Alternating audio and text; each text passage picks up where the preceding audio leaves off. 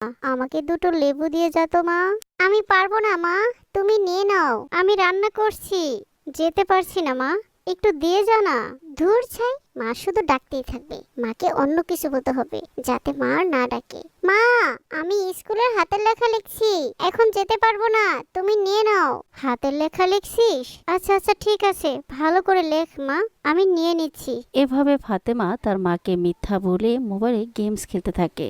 ফাতেমার বাবা নেই, মা সেলাই মেশিনে কাজ করে মেয়েকে নিয়ে কোনো রকমে চলছে। মায়ের অনেক স্বপ্ন তার মেয়ে ফাতেমা একদিন অনেক বড় হবে, তাই দিনরাত পরিশ্রম করে মেয়েকে পড়াশোনা করাচ্ছে। একদিন ফাতেমার মায়ের শরীরটা খুবই খারাপ লাগছিল। মাথাটা প্রচুর যন্ত্রণা করছে, হাত পা ব্যথা করছে, মনে হয় শরীরে জ্বর এসেছে। কিন্তু এই কাপড়গুলো তো পাশের বাড়ির কাকিমাকে দিয়ে আসার কথা ছিল। না না, এখন আর যেতে পারবো না, আমি বরং একটু বিশ্রাম নিয়ে নিই। ফাতেমা, ফাতেমা। হ্যাঁ মা, শুনছি, কি হয়েছে? এই কাপড়গুলো তোর পাশের বাড়ির দাদিকে দিয়াই তো, আমার শরীরটা একদমই খারাপ লাগছে, আমি একটু বিশ্রাম নিচ্ছি, একটু দিয়ে আয়। কাপড়গুলো আজ দেওয়ার কথা। ধ্যাত তোরি না, যখন একটু খেলতে যাই তখনই মায়ের ডাকাডাকি শুরু হয়ে যায়, একটুও ভালো লাগে না। বুঝেছি, এখন আমাকে কি বলতে হবে। মা, আমার স্কুলে দেরি হয়ে যাচ্ছে, আমি রেডি হচ্ছি, এখন যেতে পারবো না। ও আচ্ছা ঠিক আছে মা, তাহলে তুই স্কুলে যাওয়ার পথে তোর দাদিমাকে একটু বলে দিস কাপড়গুলো যেন এসে নিয়ে যায়, আমার শরীরটা একদমই ভালো নেই রে, আমি যেতে পারবো না এখন। ফাতেমা আবারও তার মাকে মিথ্যা বলে খেতে থাকে। বেশ কিছুক্ষণ খেলার পর ঘড়িতে 9টা বেজে যায়। এদিকে ফাতেমার মা ক্লান্ত শরীরে একটু বিশ্রাম নিতে গিয়ে ঘুমিয়ে পড়ে। আরে 9টা বেজে গেছে। এই বলে ফাতেমা স্কুলের ব্যাগটি কাঁধে নিয়ে তাড়াহুড়া করে স্কুলে যাওয়ার জন্য বেরিয়ে পড়ল। মা, ও মা, আমি স্কুলে যাচ্ছি। মা, আরে মা তো দেখছি ঘুমিয়ে গেছে। যাক, ভালোই হলো, জেগে উঠলে শুধু শুধু একটা কাজ দিয়ে বসবে, আমি বরং চুপি চুপি স্কুলে চলে যাই। আরে মায়ের মোবাইল, মা তো ঘুমিয়ে আছে, আজ বরং আমি মোবাইলটা সাথে করে নিয়ে যাই। এই বলে ফাতেমা মায়ের মোবাইলটি চুপি চুপি নিজের ব্যাগে নিয়ে নেয় আর স্কুলের জন্য বেরিয়ে পড়ে। কিছু দূর যাওয়ার পর একটি গাছের নিচে সে বসে পড়ে। না, আজ এমনিতেই স্কুলে যেতে মন চাচ্ছে না, তার ভিতরে আবার অনেকটা দেরি হয়ে গেছে। আজ আর স্কুলে যাব না, বরং এখানে বসে বসে মোবাইলে গেমস খেলি। স্কুল ছুটির সময় হলে বাড়ি ফিরে যাব, মা কিছু বুঝতেই পারবে না, মা তো আজ শুয়েই আছে। এই বলে ফাতেমা নিজের ব্যাগে থেকে মায়ের মোবাইলটি বের করে গেমস খেলতে থাকে। কিছুক্ষণ পর আল্লাহ একজন বৃদ্ধকে পাঠালেন। কি বৃদ্ধ লোকটি ব্যাপার ফাতেমাকে ফাতেমা, বললেন, তুমি স্কুল ফাঁকি দিয়ে এখানে বসে কি করছো? আজ আমার স্কুলে যেতে ভালো লাগছিল না, তাই এখানে বসে বসে গেমস খেলছি। কিন্তু তুমি কে? আমি আমি গল্পওয়ালা। বাচ্চাদের দেখলে শুধু তাদের গল্প শোনায়। তুমি শুনবে আমার গল্প? কি, তুমি গল্পওয়ালা? আমাকে গল্প শোনাতে চাও? হ্যাঁ হ্যাঁ, শুনবো, গল্প শুনতে তো আমার খুব ভালো লাগে। এসো গল্পওয়ালা দাদু, আমাকেও একটা গল্প শোনাও। ঠিক আছে, কিন্তু ফাতেমা, আমার গল্পটা তোমাকে খুব মনোযোগ দিয়ে, তাহলে এবার শোনো আমার গল্প। অনেক দিন আগের কথা। এক গ্রামে আলামিন নামক একটি ছেলে তার মায়ের সাথে বাস করত। তার মা ছিল খুবই সত্যবাদী, ধার্মিক, পরহেজগার একজন মহিলা। একদিন দুজন মুসাফির আলামিনের মায়ের কাছে আসলো। আসসালামু আলাইকুম রহমতুল্লাহ। ওয়ালাইকুম আসসালাম রাহমাতুল্লাহ। মা জননী, শুনেছি এই গ্রামের মধ্যে তুমি একজন সত্যবাদী পরহেজগার মহিলা। আমরা দুজন মুসাফির, তাই আমরা তোমার কাছে আমাদের এই পুটলিটি রাখতে এসেছি। আমরা সফর শেষ করে আমাদের পুটলিটি দুজনে একসাথে এসে নিয়ে যাব। এই নাও মা। ঠিক আছে বাবা, আপনারা কোনো চিন্তা করবেন না, আমি আপনাদের আমানত খুব যত্ন সহকারে রাখবো ইনশাল্লাহ। এভাবে দুজন মুসাফির আলামিনের মায়ের কাছে তাদের মূল্যবান একটি পুটলি রেখে যায়। এরপর বেশ কিছুদিন কেটে গেল। একদিন আলামিন স্কুল থেকে বাড়ি ফিরল। তার খুব ক্ষুধা লেগেছিল। সে তার মাকে ডাকতে লাগলো। মা, ও মা, মা, আমার খুব ক্ষুধা লেগেছে, তাড়াতাড়ি আমাকে কিছু খেতে দাও তো মা, ও মা।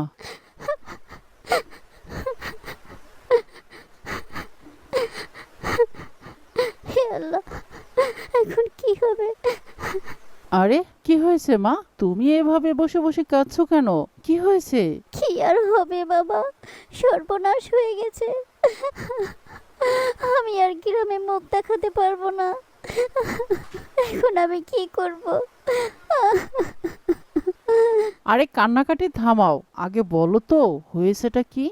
বলছি, কয়েকদিন আগে দুজন মুসাফির এসে একটা পুটলি আমার কাছে রেখে যায়। ওনারা বলল তারা দুজনে সফর শেষে একসাথে এসে সেই পুটলিটি নিয়ে যাবে। কিন্তু কিন্তু কিন্তু আবার কি? তুমি কি সেই পুটলিটি হারিয়ে ফেলেছো?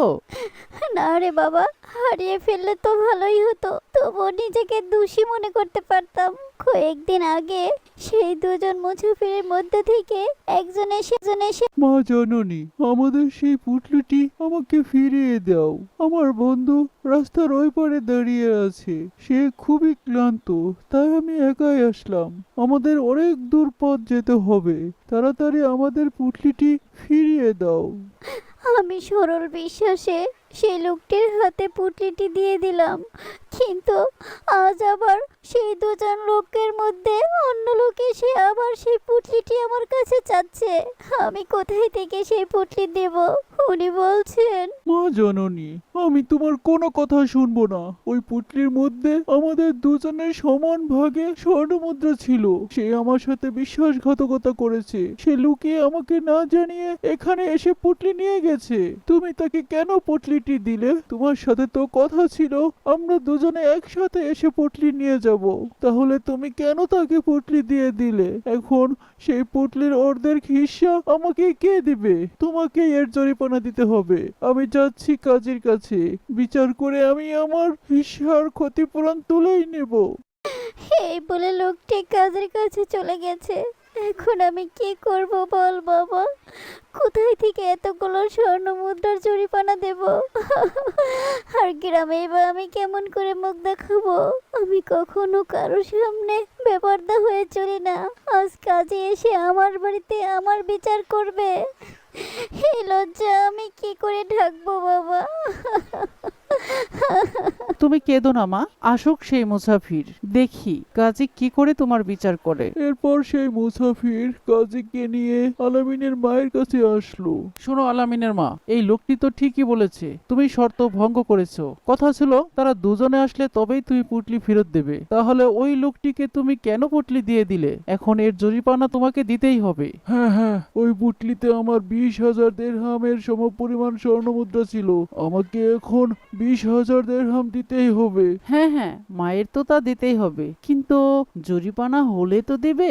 এই ছেলে, কি বলতে চাও তুমি? জরিমানা হয়নি মানে? তোমার মা নিজের মুখে স্বীকার করেছে সে পুটলি অন্য মুসাফিরকে দিয়ে দিয়েছে। হুজুর, আমার মা যাই বলুক, কিন্তু শর্ত ছিল দুজন মুসাফির একসাথে এসে আমার মায়ের নিকট থেকে তাদের পুটলি ফিরিয়ে নিবে। তাহলে এই মুসাফির একা কেন এসেছে? শর্ত মোতাবেক দুজন মুসাফিরকে তো একসাথে আসতে হবে, তবেই না আমার মা পুটলি ফেরত দেবে। বলুন, শর্ত ছিল না আপনারা দুজন একসাথে এসে পুটলি ফেরত নেবেন? তাই তো, তুমি তো একদম ঠিক বলেছো ছেলে। কি বলেন মুসাফির ভাই, কথা কি সত্যি?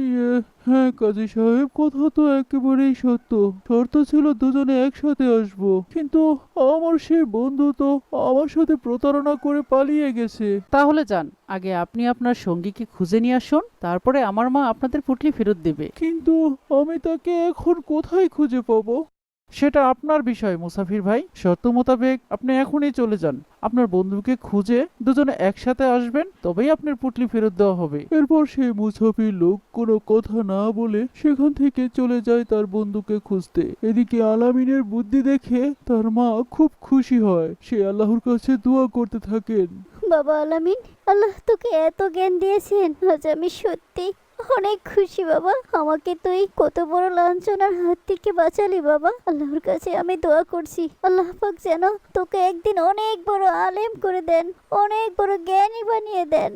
আমিন। আলামিনের প্রতি মায়ের এমন দোয়া দেখে আসমানের ফেরেশতারাও দোয়া করতে থাকে। আল্লাহ পাক মায়ের দোয়া কবুল করলেন। একদিন বড় হয়ে আলামিন সত্যি সত্যি অনেক বড় আলেম হলেন। দেখেছো মায়ের দোয়ার কত পাওয়ার। আর তুমি মায়ের সাথে এমন আচরণ করছো, মায়ের সাথে প্রতারণা করে স্কুল ফাঁকি দিয়ে মায়ের মোবাইল চুরি করে এনে এখানে বসে গেমস খেলছো।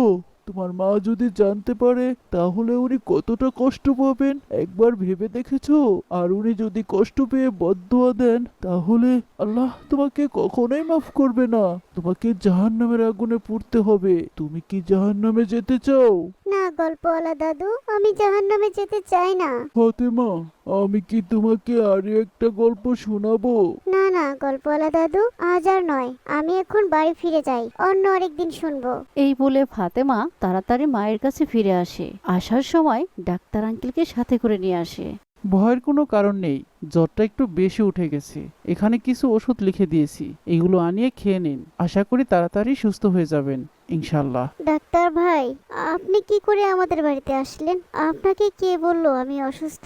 কি বলছেন ভাবি? আপনার মেয়েটা না খুবই লক্ষ্মী। ফাতেমা ওই তো আমাকে টেনে হেসে নিয়ে আসলো, বললো তার মায়ের নাকি খুব জ্বর, আসতেই হবে। বেচারি পাগলি মেয়ে আমাকে ছাড়লোই না। ডাক্তারের কথা শুনে ফাতেমার মা খুব খুশি হলেন, প্রাণ ভরে মেয়ের জন্য দোয়া করলেন। মা ফাতেমা, তুই কবে এত বড় হয়ে গেলি রে? আল্লাহ যেন তোকে খুব ভালো রাখেন, খুব ভালো। আমিন। মা তুমি শুয়ে থাকো, আমি তোমার জন্য ওষুধগুলো নিয়ে আসি। এই বলে ফাতেমা ডাক্তারের দেওয়া প্রেসক্রিপশনটি নিয়ে ওষুধ আনতে চলে যায়। যেতে যেতে মনে মনে ভাবলো, হে আল্লাহ, আমি জাহান্নামে যেতে চাই না, আমাকে তুমি মাফ করে দাও আল্লাহ। আমি আর কখনো আমার মায়ের সাথে খারাপ আচরণ করব না, সব সময় মায়ের কথা শুনবো, তার খেয়াল রাখবো ইনশাআল্লাহ।